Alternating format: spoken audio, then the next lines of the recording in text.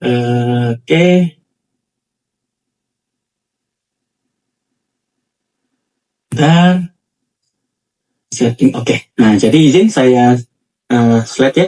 Jadi kawan-kawan, pertama, nah, jadi produk masuk ya. Jadi produk masuk itu harus dicek ya, harus menyertakan efek samping kalau misalnya obat, nutrisi dan lain sebagainya ya, ingredientnya, penelitian dan lain sebagainya itu harus semua dicantumkan. Nah, poin pertama, tingkat keamanan dari suatu produk dulu. Tingkat suatu keamanan dari produk, kemudian kawan-kawan ingat ya, proses penelitiannya, hak patennya di Jepang, kemudian dibawa ke sini harus jalur resmi, legal, bahkan ada sertifikasi halal. Nah, itu semua dilalui oleh AFC. Jadi, AFC itu sudah tingkat keamanannya sudah cukup tinggi ya. Nah, ini karena kenapa? Harus ada standarisasi mutu. Nah, jelas ya. Ini BP POM semua masuk ke Indonesia harus ada standarisasi mutu yang biasanya kalau obat-obat ya, kalau obat-obat ya, ini kan bukan obat nutrisi. Nah, obat harus melalui BP POM. Apa itu? Harus mencantumkan efek samping. Nah, itu ya. Jadi kan healing krisis nanti akan saya kaitkan dengan efek samping dari obat. Ya, apakah ini memang ada efek sampingnya, Dok? Apakah ini proses pemulihan? Nah, itu ya. Nah, terus kemudian kawan-kawan, nah ini ada integrasi halal juga. Nah, ini ya ada barang palsu ya. Nah, sehingga di logo dan sebagainya itu sudah dicantumkan secara resmi di BP POM. Nah, kemudian jelas ya ada sertifikat akhirnya keluar nomor izin. Nah, di situ ya. Jadi AFC sudah memenuhi standar ya inovasi klinis ya, baik di Jepang maupun secara legal di Indonesia.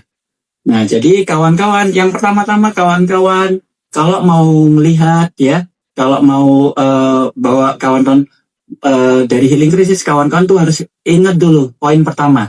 Ya, poin pertama apa? Produk-produknya, kemudian bahan utama, kemudian patennya. Nah, itu dia. Kawan-kawan harus ingat produk-produknya, kemudian ingredient. Penting. Ingredient itu penting karena kalau kawan-kawan searching di Google, searching di ChatGPT, ya, kemudian AI yang lain, kawan-kawan itu awalnya, ya, saya sarankan itu landasannya adalah ingredient, ya. Misalnya marin placenta, sarden peptide dan sebagainya. Nah, kemudian nanti setelah itu nanti ada target biologisnya, fungsinya ya. Nah, kemudian akhirnya manfaat untuk tubuh kita. Nah, ini ya landasan awal paten ya, dari paten dulu. Nah, ini SOP Subarasi kan paten ini ingredientnya banyak nih kawan-kawan ya. Nah, ada yang bioaktif utama, salmon caviar peptide, tuna heart ya, salmon peptide dan sebagainya. Nah, ini yang memang ingredientnya lengkap ya, komplit ya. Nah, itu ya, kawan-kawan belajar dari sini dulu ya, ingredient supaya kawan-kawan menguasai. Nah, dari ingredient nanti akan keluar semua manfaat, fungsi, paten, dan lain sebagainya. Nah, ini ya, ada 8 paten ya, untuk Subah. Nah, ini kita akan bahas sedikit nih, satu SOP Subarasi ya, fokus salah satunya bahan dasarnya itu salmon ovaric peptide ya. Nah, dengan nano size ya, kemarin kita udah bahas nano size ya, tapi tetap nanti akan kita bahas lagi nano size. Nah, kemudian fungsinya ditambah lagi ingredient lain, sarden peptide dan free flow untuk apa? Memperbaiki kualitas darah. Nah, kualitas darahnya apa? Nah, kemarin udah kita bahas ya. Nah, pembahasannya apa, Dok? Nah, salah satu yang healing krisis ya, takutnya terjadi perdarahan, Dok. Ada pertanyaan, Dok, saya konsumsi Subarasi pada saat pasien-pasien dengan pengobatan dengan anti perdarahan. Nah, ya kawan-kawan kemarin udah kita bahas mekanisme secara biomolekuler bagaimana SOP Subarasi itu memperbaiki ya atau mencegah penggumpalan dalam darah. Nah, mencegahnya dengan apa? Nah, ada yang sebelumnya kalau misalnya kita makan yang bermasalah ya, berminyak, santan, manis ya, itu terjadi peningkatan radikal bebas, terjadi stres oksidatif. Nah, salah satu yang diserang adalah trombosit. Nah, trombosit ini dia jadi lebih hiperaktif. Nah, hiperaktif trombosit ini yang salah satunya bisa menyebabkan penggumpalan darah. Ya, gampang terjadi peradangan di endotel oleh karena hiperreaktif trombosit. Nah, ingat, Subarasi itu menstabilkan ya, mengembalikan fungsi dari trombosit ya yang awalnya hiperaktif dan jadi stabil lagi, jadi nggak gampang menggumpal. Beda dengan obat-obat yang anti perdarahan, memang trombositnya berkurang ya, ada jalur-jalur pembekuannya di stop ya. Nah di situ akhirnya resiko perdarahan. Nah Pak, beda ya, beda dengan SOP subarasi. Kawanan kalau misalnya lihat presentasi saya kemarin, mungkin kawan-kawan akan uh, nampak ya gambarannya. Nah itu ya, makanya ikutin terus ya apa namanya live AFC ya yang sudah disediakan kawan-kawan manajemen AFC untuk kita semua. Oke, nah selanjutnya kawan-kawan, ya ini dia. Nah, fokus yang lain salah satunya dari Utsukushi. Ingat ya, tadi kan Subarashi Utsukushi. Nah, ini usus ya, sistem imun, kemudian kulit ya.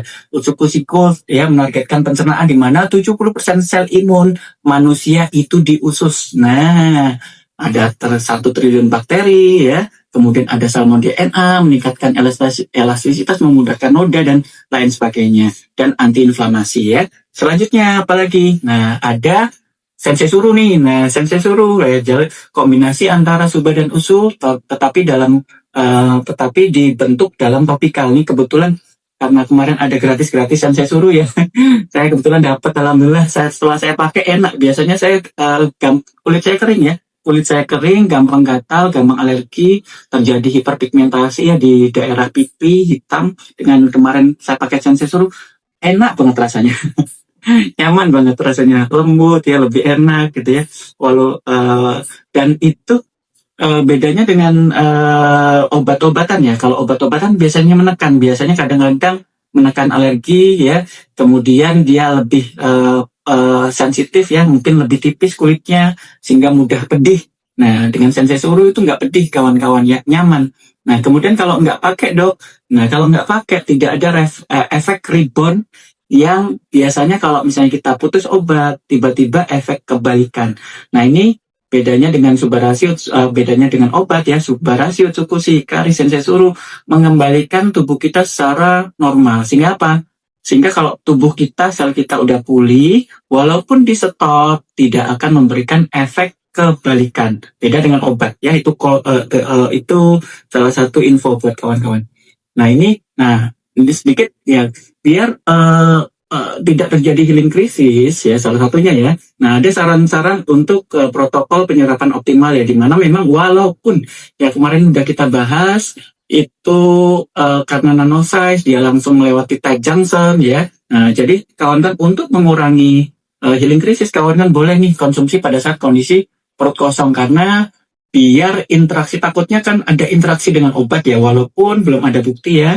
Nah, jadi kawan-kawan saya sarankan memang konsumsi pada saat perut kosong, berjarak dengan obat itu maksudnya ya.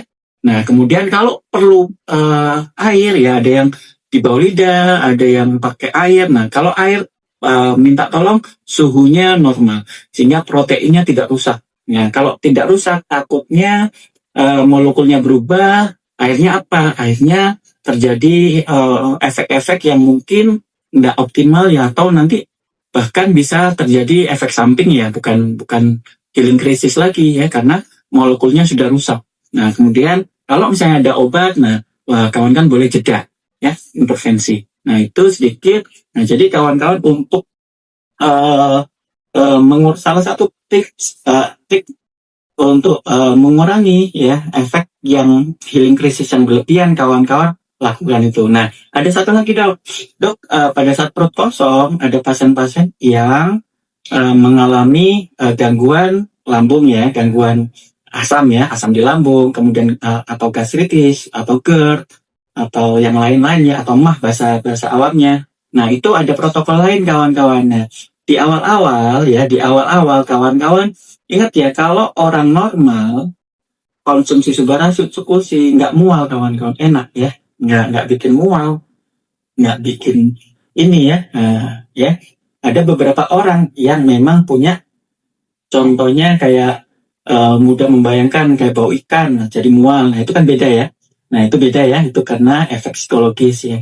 Nah ada penyakit yang memang anatomis ya. Apa itu penyakitnya dok? kayak gastritis. Nah, kalau misalnya gastritis, kawan-kawan ingat, ya orang normal nggak sakit. Cuma orang yang gastritis pada saat ya konsumsi subarachio suppository. Nah, kadang-kadang terjadi suatu efek healing krisis yang langsung cepat ya. Healing krisisnya instan ya. Karena sistem imun pulih, kadang-kadang sakit ya, perutnya sakit. Jadi gimana caranya? Nah, sarannya obat-obat. Ya ingat ya, pada saat konsumsi AFC, AFC adalah nutrisi ya. Ya, nutrisi untuk pengembalian kecerdasan tubuh kita secara seluler. Nah, jadi kawan-kawan kalau konsumsi AFC, kalau kawan-kawan mengkonsumsi obat, obatnya tetap dilanjutkan. Supaya apa? Supaya pada saat healing krisis itu efeknya tidak besar. Ingat ya, obat mengontrol supaya kerusakan tidak berlanjut. Nah, nutrisi subarachio suppository suruh itu mempercepat proses pemulihan. Nah, dan proses pemulihan itu melewati fase-fase. Ya, nanti fase-fasenya akan kita bahas. Nah, fasenya salah satunya pembongkaran ya, detox dan sebagainya. Nah, itu akan ada peningkatan gejala. Nah, kalau tiba-tiba kawan-kawan langsung stop obatnya, gejalanya bisa lebih hebat kawan-kawan, bisa lebih sakit, akhirnya takut orang. Nah, itu ya. Nah, sehingga kawan-kawan tetap minum obat. Kemudian, tadi kan pas pada saat perut kosong. Nah, jadi pas pada saat perut kosong karena ini ada efek healing krisis yang cukup beresiko. Jadi, konsumsinya dijarak dengan obat ya. Minum obat ya. Ada obat-obat yang sebelum makan, kemudian makan, kemudian minum obat setelah minum obat yang setelah makan, kemudian dijarak 1-2 jam, kemudian konsumsi subarachio suppository. Nah, itu ya. Untuk mengurangi healing krisis salah satu tips and triknya. Oke, sebentar kita masuk ke ini ya. Oke, nah ini sedikit. Jadi kawan-kawan, nah selanjutnya, nah ini ya fase pemulihan sebenarnya itu fase pembongkaran kawan-kawan ya. Sel yang rusak, yang lama dulu nggak bisa diperbaiki akibat kompleks sistem imun itu dibongkar ya. Baik selnya, DNA-nya, ya jaringannya sekitar, ya adnexa dan kawan-kawan itu dibongkar, diganti dengan jaringan atau lingkungan yang baik, dan itu butuh waktu. Nah, ini ada ilustrasi sedikit sebentar ya. Nah, cuma ini ya kawan-kawan ya, ada istilah yang memang kawan-kawan tolong jangan sampai salah istilah yang dipakai ya. Nah, healing krisis sebenarnya kawan-kawan ya, saya memang suka ngomong healing krisis supaya kawan-kawan mudah ya. Tapi kalau bahasa medisnya, healing krisis sebenarnya itu bukan bahasa kedokteran kawan-kawan ya. Healing krisis adalah bukan bahasa kedokteran. Nanti kawan-kawan takutnya apa? Pas pada saat menerangkan ke dokter, dok itu yang healing krisis. Dokternya pasti marah ya, kamu tuh jualan dan sebagainya. Nah, kemudian ditunjukkan video saya. Nah, pada saat video saya, wah nih dokter ini ngaco nih. Nah, jadi saya membuka bahasan healing krisis itu untuk memudahkan kawan-kawan karena memang di dunia kedokteran, bahasa kedokteran healing krisis itu bukan tidak ada, tidak dikenal. Nah, yang dikenal sebenarnya apa? Respon tubuh ya, respon molekuler, respon alamiah dari tubuh yang melibatkan banyak sistem ya, baik sistem imun, nanti stem cell ya, kemudian remodeling ya, perbaikan jaringan, perbaikan DNA. Nah, di situ kompleks banget. Nah, cuma kalau saya bahasnya itu kawan-kawan itu nggak mudah masuk. Nah, jadi tetap saya membahasakan ya sebagai dokter, kemudian juga buat menjembatani kawan-kawan supaya mudah teringat. Tetap saya pakai bahasan healing krisis. Nah, fungsinya apa? Tolong jangan diadu nanti. Oh, kata dokter Islami ini nanti ke dokter yang lain healing krisis ya. Tapi kita kedokteran tidak kenal healing krisis sebenarnya ya. Jadi untuk membantu kawan-kawan ya. Jadi apa itu healing krisis ya? Jadi healing krisis memang pertama dulu diperkenalkan oleh Dr. Hering ya. Nah, ini ya dulu homeopati ya, healing krisis. Nah, dulu pas pada saat penelitian untuk antibiotik ya, bahwasanya ada beberapa gejala pas pada saat diberi antibiotik malah terjadi peningkatan gejala. Nah, disitulah baru terjadi populer istilah healing krisis ya. Nah, tapi tetap ya, healing krisis merupakan suatu kompleks. Nah, kompleks kompleks yang luar biasa ya. Sudah. Oke ya. Nah, suatu kompleks sistem. Nah, antara lain banyak nih ya. Ada yang pertama ya, adaptasi mikrobiota, adaptasi metabolik ya, kemudian ada perbaikan sel ya, kemudian modulasi sistem imun ya, kemudian ada resolusi dari inflamasi. Ingat kemarin kita udah bahas inflamasi, pas kemarin bahas inflamasi dulu ya. Nah, kenapa? Yang sebelumnya sakit nggak sembuh-sembuh, ada inflamasi kronis. Nah, kemudian tiba-tiba berubah jadi inflamasi perbaikan ya. Inflamasi perbaikan biasanya inflamasi akut. Nah, kalau inflamasi kronis kemarin ingat ya, gejalanya tidak nampak, tidak terasa, cuma capek-capek, nggak enak gitu-gitu aja. Nah, tapi pada saat inflamasi aktif, contoh kayak kita luka ya, luka kan mau diperbaiki itu mau dibentuk sel baru untuk nutup. Nah, itu kan sakit, mendemam, berdenyut dan lain sebagainya. Nah, disitulah inflamasi akut. Nah, jadi ada resolusi inflamasi dari inflamasi kronis menjadi inflamasi akut dan itu muncul gejala ya, berarti healing krisis. Ingat ya, healing krisis sebenarnya respon adaptasi dari tubuh. Nah, saya lebih suka nih bahasnya biological adaptation mechanism. Nah, ya, mekanisme adaptasi biologis. Nah, itu kalau bahasa medisnya. Ya, kalau bahasa awamnya healing krisis. Nah, kalau ngomong kan biological adaptation mechanism, itu kan agak ribet ya. Kadang-kadang mulut saya ke serimpet-serimpet. Nah, kalau enak kan healing krisis gitu ya. Nah, tapi paham ya kalau misalnya ngomong sama dokter nih, memang ada mekanisme adaptasi biologis di dalam tubuh ya. Ada kompleks sistem yang sangat luas ya. Sistem imun, ya, stem cell, mitokondria, jaringan ya, dan lain sebagainya. Nah, itu ya. Nah, ini selanjutnya kawan-kawan ingat kemarin kita sudah bahas ya bagaimana tingkat keamanan ya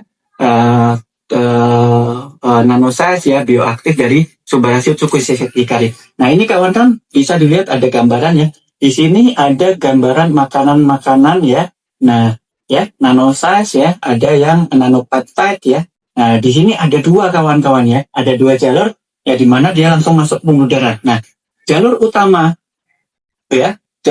dari Subaraceae hikari adalah melewati tight junction. Nah, ini usus, kemudian langsung melalui tight junction, melalui pembuluh darah langsung ke sel otak, sel jantung, sel hati, ginjal, tulang, dan lain sebagainya. Ya, dia langsung masuk. Ya. Nah, tanpa melalui pengaktifan ya. Kalau misalnya molekulnya besar ya, dia lewati protein dulu ya, dicerna, kemudian masuk sel dari lisosom ya, kemudian dibikin gelembung, akhirnya masuk ke pembuluh darah. Nah, itu butuh proses. Nah, kalau nanosize nih ya, tight junction langsung masuk. Nah, itu ya, sehingga tingkat filtrasinya cukup bagus dan langsung aktif ya, tidak menghasilkan sampah yang berlebihan. Ya, metabolisme. Kalau obat-obat tertentu bisa menghasilkan sampah. Jadi, ingat ya, berarti dari nanosize-nya sendiri ya, tidak menyebabkan peningkatan sampah ya, yang antara lain ya bisa urium, kreatinin ya, kemudian asam urat dan lain sebagainya. Nah, kalau misalnya kawan-kawan dok asam urat naik, Subaraceae menyebabkan asam urat naik, pasti sekarang saya konsumsi AFC, pasti saya asam uratnya naik, pasti Tasya juga asam uratnya naik. Nah, kok enggak? Nah, yang satu kok asam uratnya naik. Nah, disitulah ada proses perbaikan. Nanti yang akan kita bahas ya. Paham di sini ya? Sampai sini paham ya kawan-kawan ya?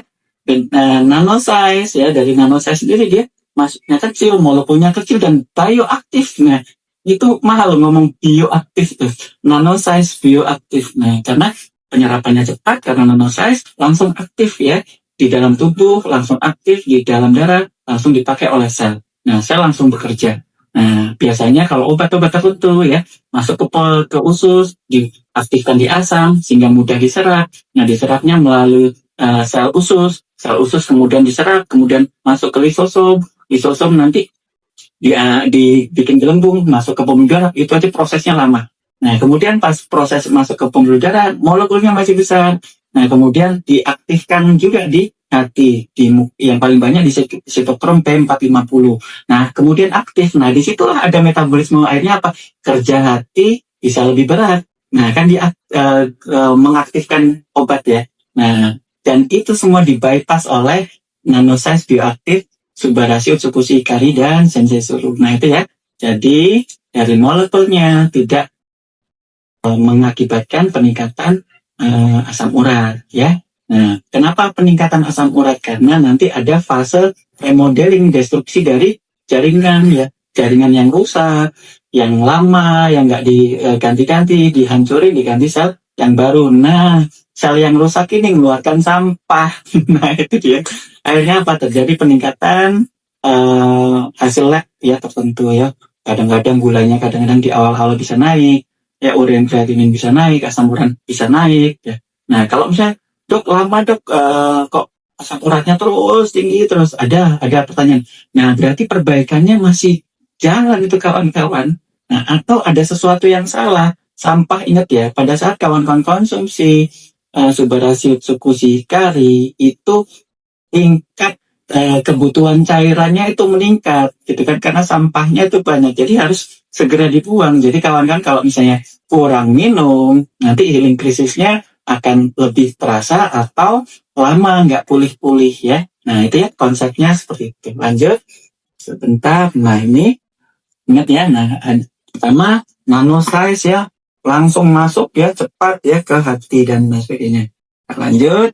Nah, ini oke. Sip. Nah, jadi ini kawan-kawan interaksinya langsung dengan sistem imun ya.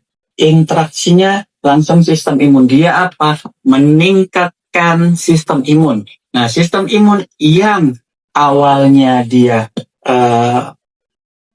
bahasa awamnya itu yang dia inflamasi kronis karena tidak sanggup untuk memperbaiki, dengan menutrisi dan meningkatkan sistem imun, dia mulai aktif kembali. Jadi fase awal adalah inisiasi peningkatan sistem imun. Nah, ingat ya, peningkatan sistem imun itu nanti ada mediator inflamasi, ada gejala meriang, demam, sakit, nyeri, pegel-pegel, lemes. Nah, jadi dengan adanya pengaktifan sistem imun yang memang kawan-kawan itu butuh energi. Sistem imun itu kalau kerja dia butuh energi. Nah, jadi ada tadi ya, karena ada sampah harus banyak minum. Yang selanjutnya peningkatan sistem imun, kawan-kawan harus banyak-banyak istirahat. Nah, karena energinya simpan ya. Buat apa? Buat sistem imun supaya proses perangnya ya, inflamasi membangunnya itu biar bisa lebih efektif ya, dan gejalanya juga nggak berat banget. Nah, itu ya, jadi paham ya, karena ada proses inflamasi yang kronis kemarin, yang kalau inflamasi kronis kan terus di dalam tubuh nggak diperbaiki, akhirnya sistem imunnya aktif, dia mau memperbaiki ya. Ya, itu bahasanya ada interaksi dari sistem imun bekerja kembali. Nah, itu ya, healing krisis adalah kompleksitas kecerdasan dalam tubuh kita untuk apa? Mengembalikan pemulihan tubuh kita. Ya, lanjut. Nah, yang selanjutnya tadi setelah setelah terjadi aktivasi dari sistem imun, nah kemudian terjadi resolusi inflamasi. Nah, inflamasi apa? Salah satunya kayak salah satunya ya, sel-sel yang inflamasi karena terpapar ya, trombosit yang terpapar radikal bebas, stres oksidatif, akhirnya apa? Terjadi hiperaktif. Nah, pada saat resolusi inflamasi, salah satunya terjadi penstabilan dari trombosit. Nah, akhirnya apa? Trombositnya tidak hiperaktif lagi. Nah, itu salah satunya ya. Nah, terjadi resolusi inflamasi yang bergerak yang sebelumnya kacau ya, berantakan, ini diresolusi lagi, dikembalikan fungsinya.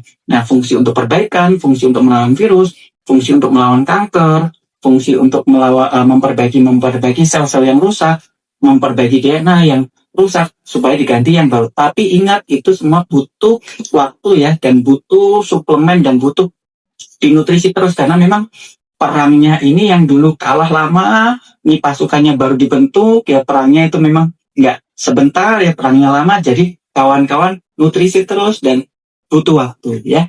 Nah, konsepnya seperti itu ya. Terjadi resolusi inflamasi. Oke, selanjutnya. Nah, setelah resolusi inflamasi, kawan-kawan, terjadi regenerasi jaringan. Tuh, jaringan-jaringan sel-selnya pulih ya, satu sel akhirnya apa? Jaringan pembuluh darah, jaringan hati ya, terjadi regenerasi ya. Nah, ini gejalanya awalnya meningkat ya, kemudian turun ini karena mungkin ada waktu yang mungkin apa ya, ada kesempatan lain lah. Memang slide saya kecil-kecil ya, karena kalau besar nih dibantu AI juga soalnya. Nah, biar bikinnya biar nggak cepat, cuma kecil-kecil akhirnya. Nah, jadi, ini regenerasi jari ringan terbentuk. Nah, sel yang rusak tadi dihancurin, kemudian sistem imun diaktifkan, ya, kemudian terjadi resolusi sistem imun yang membaik, kemudian akhirnya apa? Regenerasi jaringan, ya, membaik, kekuatan nanti akan meningkat dan sebagainya. Nah, selanjutnya, ada selain mitokondria juga diperbaiki, ya, perbaiki fungsinya apa? Fungsi untuk meningkatkan energi sel. Nah, kalau selnya sudah baik, ditingkatkan lagi mitokondrianya. Hasil akhirnya apa? Setelah diregenerasi, selnya jadi lebih kuat, jadi usianya lebih panjang. Nah, ini fase-fase yang dilewati nanti ya.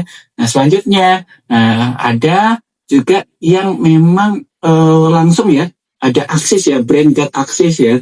Nah, awal-awalnya terjadi mual, mencret dan sebagainya. Nah, ada beberapa hal yang pada pasien-pasien kanker yang akan kita bahas. Nah itu. Nah, karena apa? Usus itu punya konektivitas yang cukup tinggi dengan otak ya. Salah satunya hormon mood ya, serotonin itu 90% dihasilkan di usus. Nah, untuk bikin mood ya, makanya kalau orang stres enak buat makan ya. Ya, stres saya makan. Nah itu hormon moodnya diproduksi terus ya. Kayaknya apa, gemuk, stres, makin stres makan lagi, kayak jadi lingkaran setan ya. Nah, itu ya lucunya seperti itu ya. Jadi nanti salah satunya hasil akhirnya terjadi perbaikan di usus ya, ususnya membaik, otaknya membaik, akhirnya apa? Sinergisitas ya, otak membaik, usus membaik, otak membaik, usus membaik. Nah, ini yang akan diperbaiki. Sebelumnya apa? Usus jelek, otak jelek, usus jelek, otak jelek. Itu yang sebelumnya. Nah, selanjutnya ada perbaikan gut brain axis. Nah, sehingga apa? Sistem imun kita naik, mood kita bagus, hormon-hormon secara keseluruhan juga kita akan pulih. Nah, di sini ada salah satu teori ya terkait untuk membantu pasien-pasien yang gangguan kejiwaan ya, ADHD ya, kemudian pasien-pasien yang gangguan hormonal ya, ini dikembalikan ya, karena hormon dan usus. Hormon itu salah satunya paling banyak diproduksi di usus dan di otak. Selanjutnya hasil akhirnya terjadi perubahan keseimbangan ya. Contoh, dok, ada gulanya, pasien diabetes gula 300 dok, saya santai aja dok, 300 dok, enak-enak aja. Ini setelah saya konsumsi obat misalnya, padahal diturunin ke normal, misalnya di bawah 200, taruhlah 150. Kok lemes saya dok, debar-debar. Nah, padahal orang normal 150 itu normal, enak aja, seger. Ini dia segernya di 300. Nah, ini terjadi ketidakseimbangan ya, homeostasisnya itu ke arah jelek. Nah, ini nanti hasil akhirnya setelah perbaikan jaringan, perbaikan mitokondria. Nah, kemudian hasil akhirnya apa? Terjadi homeostasis ke arah yang lebih sehat, lebih optimal. Nah, jadi perlahan-lahan nanti dia akan adaptasi. Di gula 150 dia nggak lemas. Nah, itu ya. Nah, sebelumnya 300 dia lemas, 300 dia nggak lemas, diturunin ke 150 dia kok lemas, padahal 150 itu normal, 300 itu tinggi, dan itu kerusakan terus-menerus ya, tanpa disadari kerusakan terus-menerus. Nah, itu bahaya. Nah, setelah konsumsi nutrisi dan ditambah pola hidup, kemudian obat-obatan, diturunkan di 150, lemas. Nah, tapi ingat, itu adalah adaptasi awal, sama kayak kita puasa. Puasa pertama kita lemes, cuma nanti selanjutnya ya, tubuhnya terjadi autofagi ya, terjadi remodeling ya, sel-sel yang lebih adaptif ya, sel-sel yang lebih efisien, efektif terhadap energi. Nah, itu yang nanti akan terbentuk. Nah, sehingga apa? Terjadi perubahan yang lebih baik. Jadi pas pada saat puasa kita masih segar di minggu kedua ya, seperti itu ya. Terjadi homeostasis, perubahan homeostasis dari yang jelek menuju ke yang baik. Nah, ini salah satu contoh ya, fatty liver ya. Nah, fatty liver ya kemarin udah kita bahas ya. Nah, kenapa kok nanti pada saat terjadi ini rusak ya, terjadi fatty liver, kemudian mau diperbaiki. Nah, di sini ada gejala, salah satunya lemas dan sebagainya ya. Karena sel-sel hati salah satunya memang apa ya, sebagai 500 fungsinya itu untuk membantu metabolisme yang ada dalam tubuh. Ya, jadi kalau ada perbaikan di hati ya, salah satu healing krisisnya adalah lemas ya, kawan-kawan. Oke, lanjut kita ke diabetes aja. Nah, ini diabetes bentar. Nah, healing krisis pada diabetes. Nah, healing krisis diabetes kawan-kawan, ingat ya. Nah, gejalanya apa saja? Nanti ada kawan-kawan ada sakit kepala ringan. Ya, tunggu, nggak fokus ya. Halo, fokus. Sakit kepala ringan ya, sakit kepala ringan ya, mudah lelah di awal-awal ya, kemudian ada mual ya, perubahan BAB, kadang diare. Nah, kemudian terjadi nih fluktuasi gula darah, kadang naik kadang turun. Nah, ingat dia lagi menyesuaikan, dia lagi mengadaptasikan tubuh.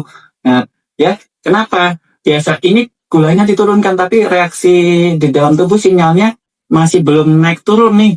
Nah, akhirnya kadang naik kadang turun ya. Kawan-kawan ingat, di situ dong kok gulanya nggak turun-turun atau kok malah naik. Nah, disitulah ada proses yang kompleks ya. Nah, tapi ingat dia nanti sementara. Jadi lanjut saja ya, karena nanti ada proses ya, proses kondisi kronis sebelum perbaikan ya, banyak inflamasi kronis ya, kemudian ada intervensi dan gaya hidup, kemudian ada proses detox ya, perbaikan dimulai. Nah, muncul gejala sementara ya, terjadi adaptasi tadi ya, healing krisis ya, tubuh hasil akhirnya tubuh kembali seimbang. Dan ini rata-rata bisa sampai 2 sampai 4 minggu ya. Ya, 1 sampai 3 hari kalau yang ringan, 3 sampai 14 hari kalau yang sedang, 2 sampai 4 minggu ya kalau lebih berat. Nah, cuma ingat ya, satu jaringan diperbaiki punya gejala yang berbeda-beda. Ya, mungkin sekarang diperbaiki jaringannya di hati. Nah, gejala jaringan-jaringan hati yang akan muncul, inflamasi-inflamasi akut di hati yang akan muncul. Nah, udah membaik, rupanya besok diperbaiki ginjalnya. Nah, itu kawan-kawannya. Sehingga nanti ada terjadi healing krisis yang berulang-ulang karena terjadi proses perbaikan di seluruh tubuh ya. Tergantung nanti tubuh kita yang akan nyetel mana yang kiranya yang dibutuhkan lebih dahulu ya. Jadi nggak bisa milih nih, dok saya mau otaknya dulu diperbaiki, nggak bisa. Rupanya di dalam tubuh hatinya dulu yang memang butuh lebih cepat gitu ya, hatinya dulu diperbaiki. Nah, itu ya. Nah, jadi pada saat konsumsi nutrisi tidak bisa milih ya. Sama stroke juga sama ya, nanti terjadi kelelahan meningkat ya, sakit kepala ringan bahkan sampai berat ya. Nah, tunggu sebentar. Oke, sebentar. Tung ting tung ting tung. Pencet. Stop. Oke, stop ya. Nah, ini ya. Kemudian kadang-kadang nyeri otot dan lain sebagainya. Nah, ya. Intinya banyak banget. Nah, yang penting ini. Saya gagal ginjal kronis. Nah, ini kawan-kawan. Nah, ingat ya. Ini langsung saya terangkan saja. Nah, jadi kawan-kawan, ingat tadi kan udah kita bahas tuh. Nano size ya.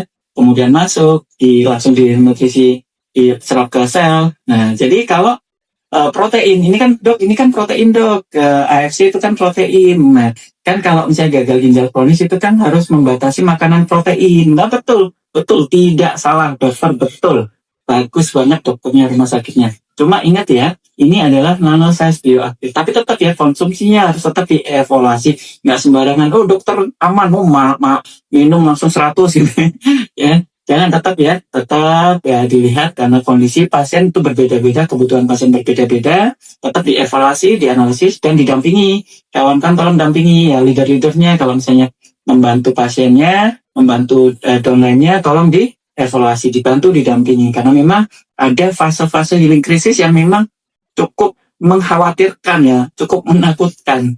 Nah, jadi memang harus dampingi. Nah, ingat, nah pada saat dia nano size, dia bentuknya kecil, kemudian langsung diserap di dalam tubuh, di dalam sel, ya, karena proteinnya nano size, ya, dan bioaktif. Nah, dia langsung aktif tanpa melibatkan pengaktifan dari organ-organ di dalam tubuh, ya.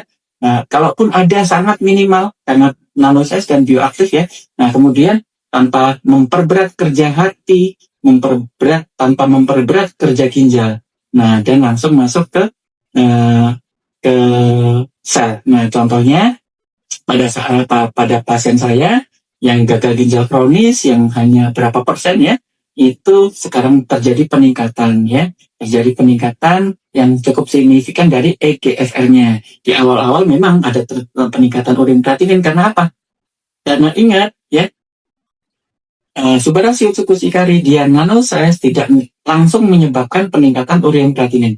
Yang menyebabkan peningkatan urin kreatinin adalah itu tadi bahasanya healing crisis atau adaptasi, ya, biologis, ya, mekanisme adaptasi biologis dalam tubuh kita, melibatkan kompleks imun dan lain sebagainya. Sel yang rusak, ya, inflamasi kronis, kemudian aktif inflamasinya. Inflamasinya aktif untuk apa? Untuk menghancurkan sel yang rusak, ya, nanti di remodeling. Nah, sel yang rusak ini ingat ada proteinnya, ya, sel itu protein, kawan. Sel dihancurin mengeluarkan sampah. Nah, sampah itu yang meningkatkan urium dan kreatinin, bukan akibat langsung konsumsi Subarashi Utsukushi. Ini termasuk proses mekanisme pemulihan dalam tubuh kita, adaptasi pemulihan.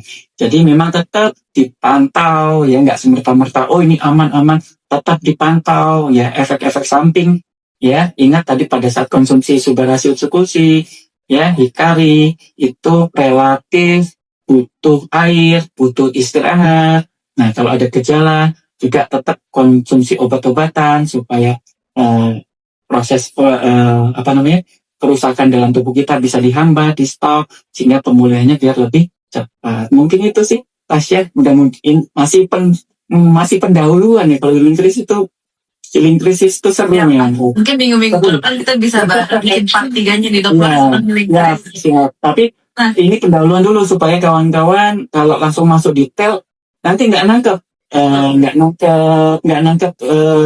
guideline baseline secara besarnya. Nanti minggu-minggu depan kita mungkin bisa bahas lagi untuk part 3. Nah, ini banyak banget nih, Dok, yang tanya. Mungkin bisa dijawab dengan singkat aja kali ya, Dok, ya, biar teman-teman yang lain bisa dibantu jawab juga. Nah, ini ada yang tanya, Dok, ayah saya pernah mengalami diabetes di angka 1030 dan sekarang sudah di 316. Nah, sekarang yang dirasakan itu kebas panas, Dok. Oh iya, ayah saya sudah konsumsi HFC baru 2 hari ini dan rasa panas itu masih ada. Oke, lanjut. Itu healing crisis. Dia bertanya dan jawab sendiri. Bagus.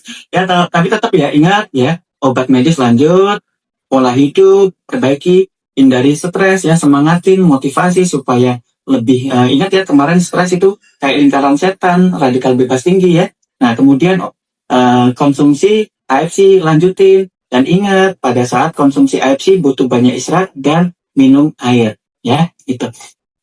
Oke, next. Ini ada nanya, apakah itu sama dengan detox kah? Bedanya detox dengan keracunan apa? Kalau terjadi pada kita, berapa lama maksimal dirasakan? Dan paling parah detox itu seperti gimana? Apa ada yang sampai dirawat inap di rumah sakit? Nah, istilah detox itu sebenarnya bukan istilah kedokteran, ya, memang sama memang. Ya, karena ini pembahasannya healing crisis, ya, jadi informasinya harus jelas. Kalau kemarin kan pembahasannya yang lain, ya. Saya lebih leluasa pakai istilah healing crisis. Nah, pada saat tema healing crisis ini memang saya harus menjadi seorang profesional dokter, ya, dengan latar belakang pendidikan saya. Nah, ingat, detox, healing crisis itu bukan istilah kedokteran. Nah, itu istilah awam, ya, istilah-istilah nutrisi, ya, ahli nutrisi, ya. Nah, di situ, ya. Nah, cuma tetap, ya. Nah, di dalam istilah kedokteran itu dipakai mekanisme adaptasi biologis, ya, yang melibatkan berbagai macam sistem yang ada dalam tubuh kita, terutama sistem imun. Nah, itu sistem imun. Nah, ingat, sistem imun, ya, ada yang namanya autofagi.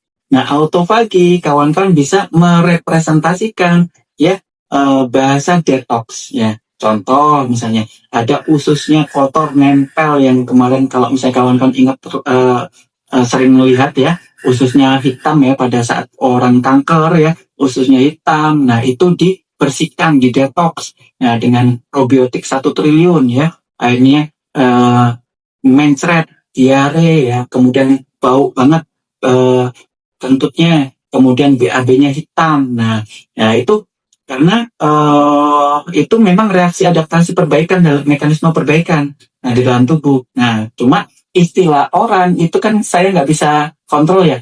Oh, itu detox dok, itu detox. Nah, jadi kalau misalnya itu bisa dibilang detox bisa ya. Cuma dari sisi medis itu adalah proses adaptasi tubuh ya yang dulu terjadi inflamasi kronis yang merusak, yang tidak bisa diperbaiki akibat tubuh kita nggak mampu, akhirnya ditingkatkan baik energinya, ya, kemudian sistem imunnya, kemudian stem cell-nya, kemudian faktor-faktor pertumbuhan lain, growth factor, IGF-1 dan lain sebagainya ditingkatkan. Akhirnya apa? Terjadilah terjadilah inisiasi perbaikan akibat supply nutrisi AFC itu ya. Nah, gitu. Bahasanya seperti itu ya. Oke, mungkin ini aku bantu pilih 3 pertanyaan terakhir kali ya dok ya. Ini buat teman-teman yang pertanyaan yang belum terpilih, tenang aja teman-teman karena masih ada, siapa tahu pembahasan ini akan dibahas di hari Sabtu dan nanti nextnya kita juga pasti masih ada pembahasan healing crisis part 3 karena pertanyaannya lumayan banyak nih teman-teman, sangat antusias nih. Nah, ini ada yang nanya, ada member saya sudah habis 10 box, kenapa masih sering pusing kepalanya, masalah kesehatan, sudah pasang ring jantung, ada diabetes, mata sudah mulai buram. Oke, jadi gini kawan-kawan ya, ingat ya, proses pemulihan tubuh kita, apalagi sudah terjadi komplikasi ya, banyak ya, intinya kalau sudah pasien mengalami serangan sumbatan jantung, itu dari usus, hati ya, perlemakan hati, kemudian sampai ke kepala berarti sudah mulai ada sumbatan di otak, jadi multi organ failure ya. Jadi tetap ya ingat, penyakit tidak disebabkan oleh satu penyebab saja, penyembuhan pemulihan juga tidak bisa tergantung oleh AFC saja. Nah, kalau mau cepat kawan-kawan, satu ya, obat medis lanjutin dulu. Nah, pola hidup perbaiki ya, hindari stres ya. Kemudian makanan-makanan rubah semua pola hidupnya. Nah, bersosialisasi juga karena sosialisasi juga salah satu kompartemen pemulihan kawan-kawan ya, somato psikososial. Nah, somato kita berinteraksi, contoh ya. Nah, ini dok stroke sakit jantung. Kenapa? Stres dia yang bikin masalah di rumah ya, dia omel-omel istrinya atau nengok apa yang di rumah bikin trauma, bikin stres ya. Akhirnya juga salah satunya ya itu bersosialisasi juga sangat penting. Keluar ya, ketemu kerabat, ketemu organisasi positif, itu juga bisa memperbaiki percepatan pemulihan kondisi kesehatan kita. Jadi semua kompleks ya. Nah ingat kalau lambat ya berarti kemungkinan nggak banyak yang dilakukan. Jadi perbaiki semua ya, hindari stresnya, pola hidupnya, sosialnya, nutrisinya, obatnya. Nah itu ya. Oke, seperti itu. Mudah-mudahan cepat pulih ya. Ini ada yang nanya juga dok, sudah minum AFC hampir 8 bulan, kenapa baru kena alergi kulit?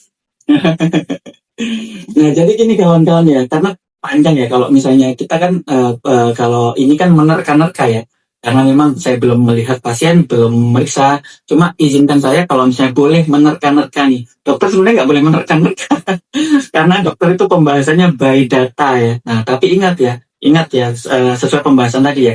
Nah pembahasan tadi ingat kawan-kawan, terjadi dalam 8 bulan itu ya, apakah konsumsi kita rutin, apakah konsumsi kita cukup, kemudian apa saja penyakit-penyakit yang di dalam tubuh kita melandasi, apakah dalam 8 bulan itu terjadi stres, apakah ada perubahan pola makan, kemudian kurang tidur atau makanan-makanan tertentu yang bisa mencetus, itu semua variabelnya mempengaruhi.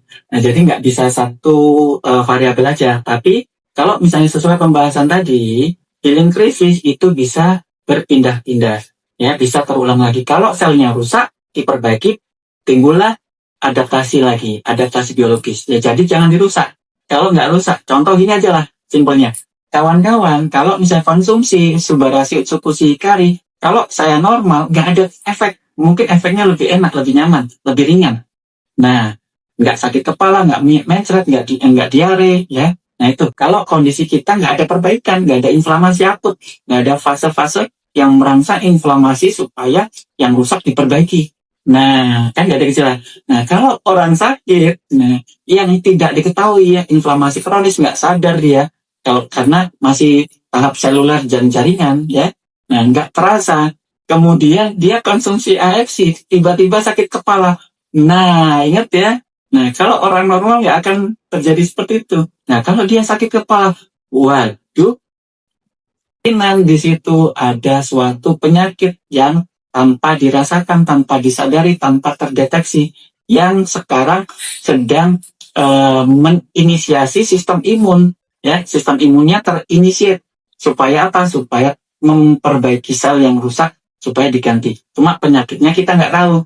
Apakah sumbatan, apakah peradangan, apakah gangguan neurotransmitter, kita nggak tahu. Nah, cuma kalau misalnya ada timbul gejala, disitulah letak penyakit berada. Nah, itu dia.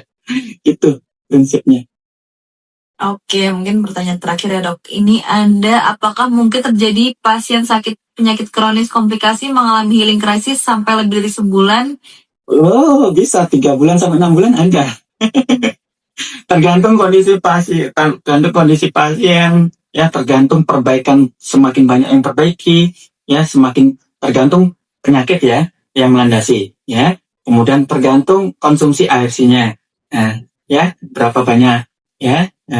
Tergantung pola hidup yang diperbaiki, tergantung obat-obat yang dikonsumsi. Kalau misalnya nggak konsumsi obat-obatan untuk menetralkan, ya, untuk mengontrol, itu juga bisa mempengaruhi berat tidaknya healing krisis, lama sebentarnya healing krisis, ya, adaptasi biologis kita. Oke, mungkin untuk terakhir bisa dibantu ringkasan untuk topik hari ini. Oke, jadi kawan-kawan ya, jangan takut, jangan khawatir ya, karena Subarashi Utsukushi Hikari AFC sudah melalui proses yang sangat panjang, baik dari paten fungsinya sudah didaftarkan. Untuk mendapatkan paten fungsi itu nggak sebentar ya, melewati proses penelitian yang cukup panjang, akhirnya terjadi keberhasilan ya fungsi dan dipatenkan di Jepang. Nah, masuk ke Indonesia juga tidak mudah. Harus dicek ya keamanan, mutunya, ya, efek samping kalau misalnya ada, dan disitulah sampai muncul produk yang kita makan. Dan berupa apa? Berupa bioaktif nanosize, ya. Bioaktif nanosize, ya, dia masuk cepat melalui sel, ya, tight junction, masuk ke darah, langsung digunakan sel, langsung aktif, ya, tanpa memperberat metabolisme di dalam tubuh kita, ya, untuk mengaktifkan misalnya sampah, ya, tidak diaktifkan lagi di ginjal, ya, tidak diaktifkan lagi di usus, tidak diaktifkan lagi di di hati, sehingga tidak memperberat kerja organ-organ di dalam tubuh kita dan tidak menimbulkan sampah. Nah, sampah terjadi ya akibat proses adaptasi yang sebelumnya penyakit, terjadi inflamasi kronis, ya, kemudian diaktifkan, ya, terjadi pengaktifkan sistem imun aktif, ya, akut, sehingga yang rusak dihancurkan, diganti yang baru. Nah, sampahnya, sel yang rusak ini banyak proteinnya, dan itu nanti akan sampah, dan disitulah nanti akan muncul gejala-gejala. Nah, ingat, berarti kalau muncul gejala, berarti disitulah letak penyakit kita. Kalau orang sehat, tidak ada gejala. Ya, kalau orang sakit, di mana letak sakitnya, disitulah ada permasalahan tubuh kita. Dan ingat, pada saat healing krisis, tetap tenang, ya. Gak usah takut, ya. Relax, kalau stres, healing krisis akan tinggi. Banyak istirahat, cukup minum air. Nah, pada saat konsumsi AFC, relatif kawan-kawan wajib atau konsumsi airnya jauh lebih panjang. Dan ingat, nutrisi ini bukan obat. Nutrisi ini sangat aman, tadi udah saya sampaikan. Nah, beda dengan obat. Kalau obat setelah lewat BPOM itu harus mencantumkan efek samping. Nah, contoh obat pilek, efek sampingnya bikin ngantuk. Orang sehat minum obat pilek ngantuk. orang sakit minum obat pilek, efek sampingnya ngantuk. Baik orang sakit maupun orang sehat, dua-duanya ngantuk. Itulah namanya efek samping. Tapi kalau healing krisis, adaptasi biologis ya, mekanisme adaptasi biologis. Kalau minum konsumsi nutrisi, kalau misalnya orang sehat, dia nggak ada gejala sama sekali karena tidak ada pengaktifan dari sistem imun, ya, kompleks sistem imun dan lain sebagainya. Nah, kalau dia sakit, disitulah muncul gejala, ya, baik gejala yang sudah ada diperberat maupun gejala baru. Nah, di situ bedanya ya. Nah, disitulah ada perbaikan adaptasi biologis tubuh kita. Mungkin itu Tasya. Semoga membantu, semoga kawan-kawan dipermudah segala acaranya, urusannya. Dan saya ucapkan terima kasih ke Tasya dan ke kawan-kawan ya, Mas Angga dan tim semua yang ada di sana.